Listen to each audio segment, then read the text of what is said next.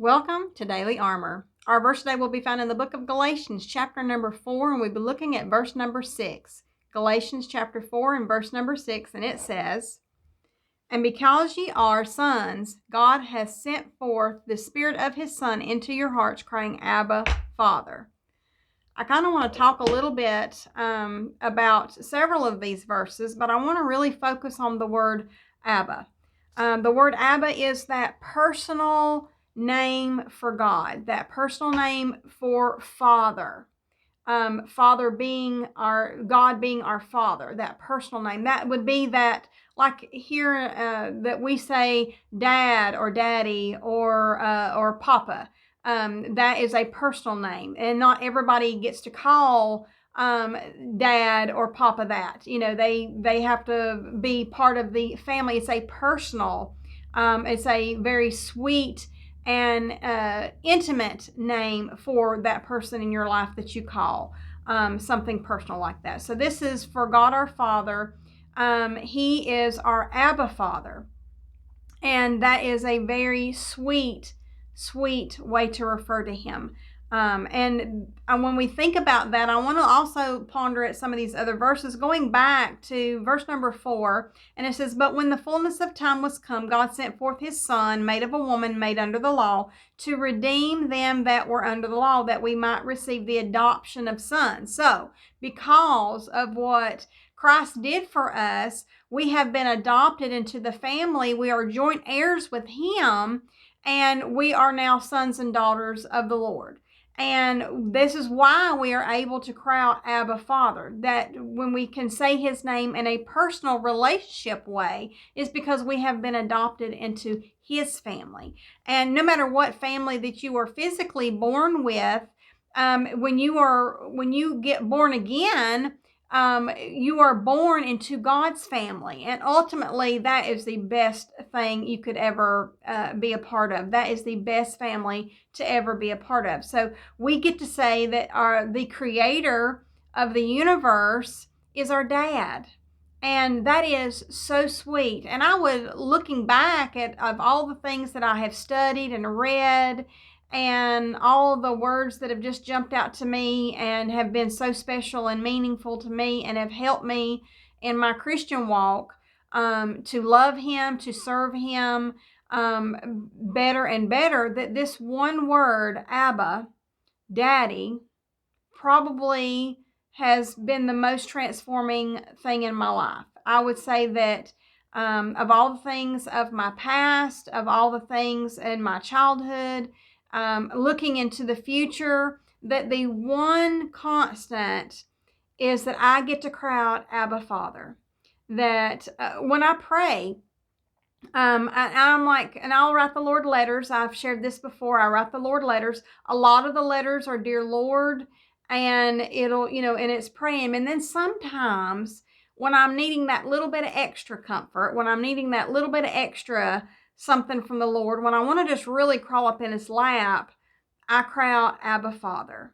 And I am really getting personal, really getting, it's that sweetest part of a relationship with the Lord. And I would say that has been probably the most valuable lesson for me to learn. And early in my Christian walk, I didn't really do that very well. I really was feeling like the Lord was was just wanting to and waiting to constantly correct me, and that I was trying to do better, and I was trying not to mess up, and I was trying to, do all the things right, and I was really in bondage. If you read much in the book of Romans, Romans chapter number 8 will tell you that he didn't give it that spirit of bondage to fear again. He didn't give us that. He took all that away, but he gave us that spirit of adoption, and he replaced it. So we have been, we have that access to him, and we shouldn't look at our relationship with him in an ill way, in the incorrect way. And I know that for a lot of us, we didn't have a good godly figure, a good Christian man figure in our life to show us that correct relationship between a father and a daughter. And I know that in my life that I didn't have that. And in my childhood, it wasn't to be found in my childhood, but that the Lord has shown me what that is supposed to look like. And it comes with a lot of responsibility, and so many rewards. I try to serve him now because I respect him and because I love him and because I want to please him, but not that feeling of that I have to please him or he's going to come down on me. I have to do this because he's going to he's waiting to pounce. And he's wanting to punish me constantly. And that comes from that incorrect relationship between a dad and a daughter. And I would say that this is to help us to serve others the way we're supposed to serve others, to take correction correctly. We need to receive it correctly, so that we can turn it around and we can grow from it and learn from it. That's what correction is for, is to train us and to teach us correct actions and correct reactions. When I look at these verses again, and it tells me that verse number 5 again, it says to redeem. I have been redeemed.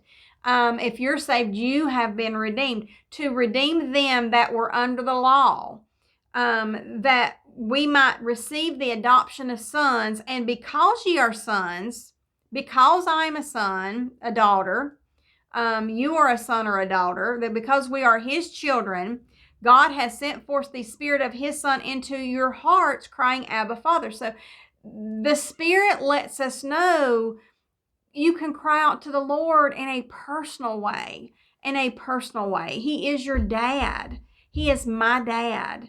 And in such that personal way, I have access to him.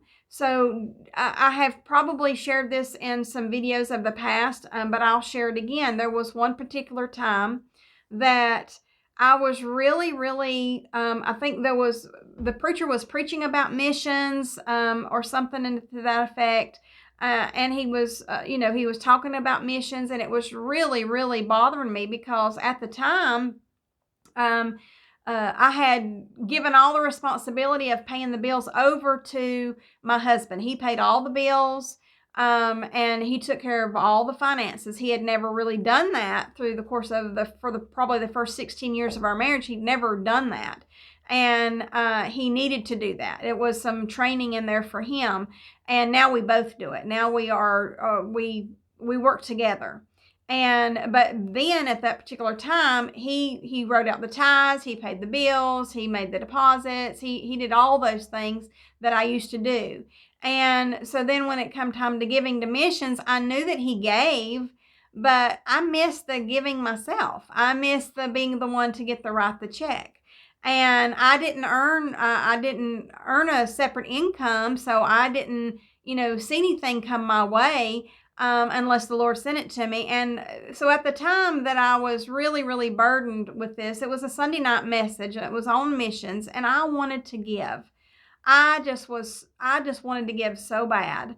And I said, Lord, I know that if I ask my husband if I can give something, he would let me give it.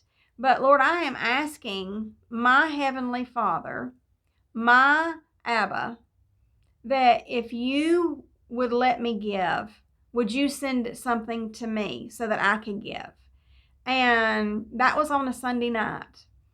And I'm thinking it was probably by Monday afternoon. I wasn't thinking about it much after that.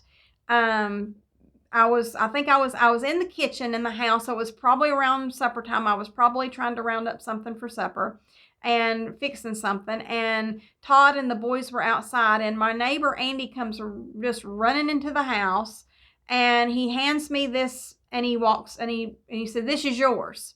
And he just said it very bluntly. This is for you. That's how he said. He said, "This is for you."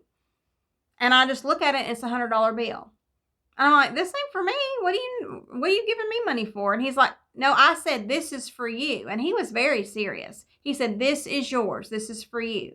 And he walked out and got in his truck, and I saw him go up the driveway.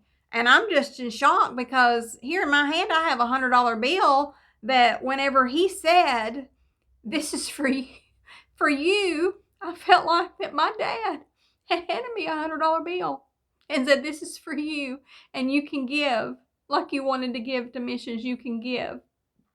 And I walked outside, and Todd was out there working on something under the carport, and one of the boys, or all the boys, I don't remember who all was out there, but they were working on something under the carport. And I said, "Andy gave me $100. Why did he give me $100? And he said, "If he gave you $100, it's yours." He said, "I don't know why I gave it to you." And I said, "Todd, that don't make no sense." And he says, "All I know is that I gave him a tool." And he said, and he wanted to pay me for it. And I told him that I wasn't taking no money for it, that it was something I didn't use, and that he was free to have it. And he said, "So if he come in there and gave you $100, he said, then that's your $100. And I said, "But you don't understand."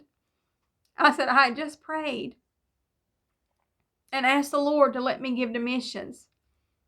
I said, "And I asked him to send something specifically to me." And I said, "He did.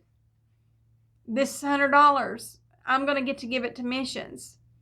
And I was just in tears. I was crying because it was that personal.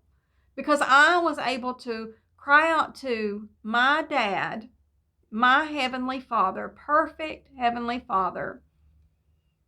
And he knew that I just had this yearning, this drive to want to give to this mission that was, and he may have been a letter that he had read that night, that mission letter that was read that night. I don't know what the need was, but I wanted to give. And when that $100 was given to me, and the words that said, "This is for you," that was so personal, and it was so sweet. And that was my Heavenly Father responding to my prayer that nobody else knew about, that nobody else would, it wouldn't have made any difference to anybody else but me. And I remember whenever I pondered on that all week long, that I was just really overwhelmed. This is why I think that this one word, Abba, Dad, Daddy, has changed my life, because God in heaven is my dad, and that has changed my life. And I've pondered on it all that week, and I was so excited when I got to put that into the offering plate and marked it for missions, and I was so excited. I was overwhelmed. And I remember we have these little special moments in the choir. They're very, very special. They don't happen all that often, but when they do, man, it's something that it takes you forever to get over it, and you never forget it. But the song we sung for the choir, we were practicing, Wayne was leading, and it was "Because He Loved Me." And I was just pondering on it all week. Lord, why did you do that? Why did you do that?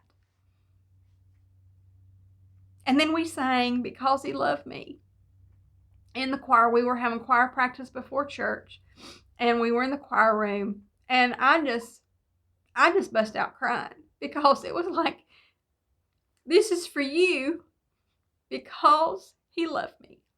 Why, Lord, did you do this?" And He answered me in that song, "Because He loved me." And that changed my life.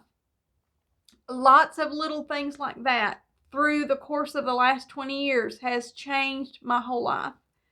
That He loves me, and that He wants that intimate personal relationship, like a dad with a daughter, like a proper relationship between a dad and a daughter, not a twisted kind of relationship, not any kind of sinful relationship, but a perfect Heavenly Father with an imperfect earthly daughter, because I've been adopted into the family.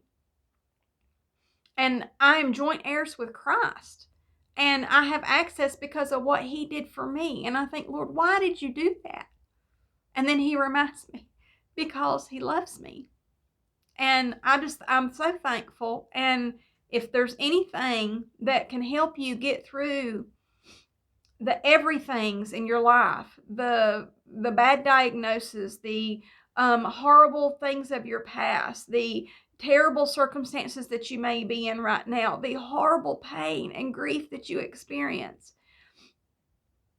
The one thing that might help you, and it's what helped me, is that we get to cry out, Abba, Father. And we get to cry out to Dad.